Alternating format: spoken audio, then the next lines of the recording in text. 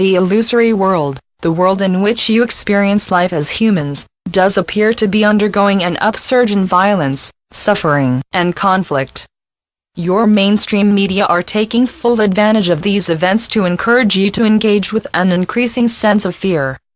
Doing so just drags you deeper into the nightmare that is the illusion. Focus, therefore, on the now moment, this actual moment in which all your needs in this moment are met.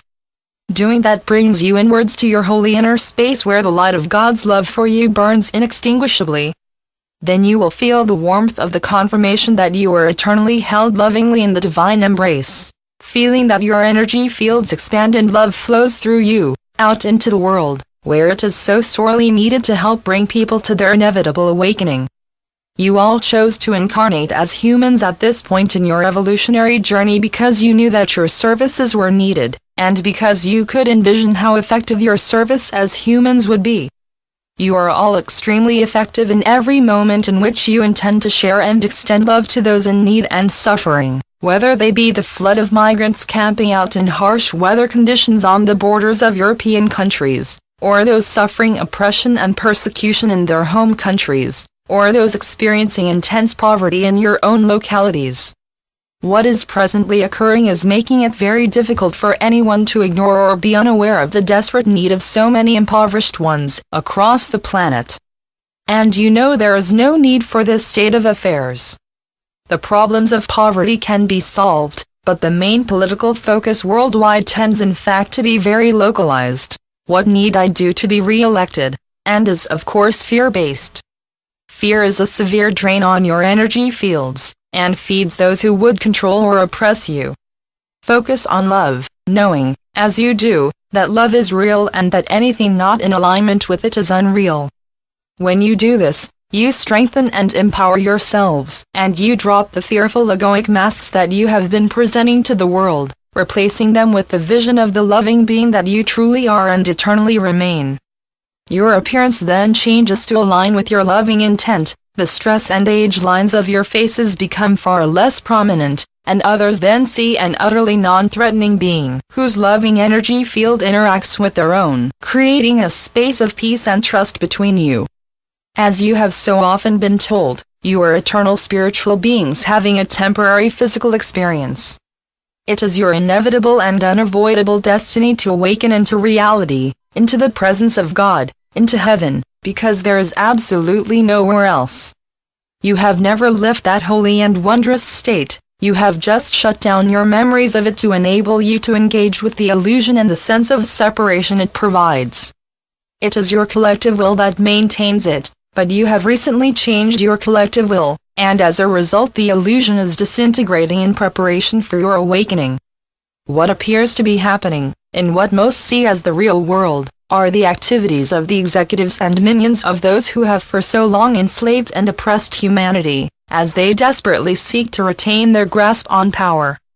By bringing about events and instances of violence and conflict that are apparently moving the world towards division, and even anarchy, they are attempting to arouse intense fears so that people will seek a return to the status quo, to the apparent stability they remember of previous times, by supporting wholeheartedly the system that has caused all these problems in the first place. Do not be misled by the false promises of those whose concerns are not and never have been in the best interests of humanity, for if you allow that to happen, you will be very disappointed indeed. Taking sides, supporting one side, nation, religion, political party, against another, has never worked. It is divisive and always leads to further conflict. Many of your sporting activities encourage this most enthusiastically, and many of you have come to believe that it is the normal way to engage with one another. Competition is thought to lead to improvements and advances in most of your fields of human endeavor, but the cost in terms of human suffering is enormous. And the truth of that is demonstrated wherever you choose to focus your attention. Once more I am encouraging you to focus on being loving in every moment, regardless of the situations in which you find yourselves.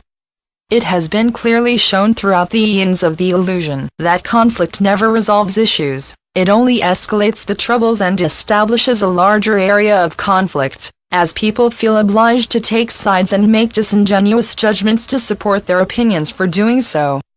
Love does not enlist support against, instead it offers space in which harmonious cooperation can peacefully resolve issues to the benefit of all involved. With love there are no losers. First, forgive yourselves for whatever you feel is unworthy of you in thought, word, or deed. Having done that, then accept yourselves as you are with unconditional love. When you cease your own internal wars and make peace with yourselves, you can then offer forgiveness to others. And because of the personal changes you have made within yourselves by making this intent and holding to it, others will see you differently and will respond differently to you.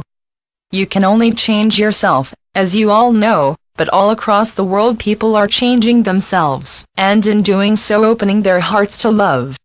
Look for love everywhere, it is endemic, so expect to find it by offering nothing else.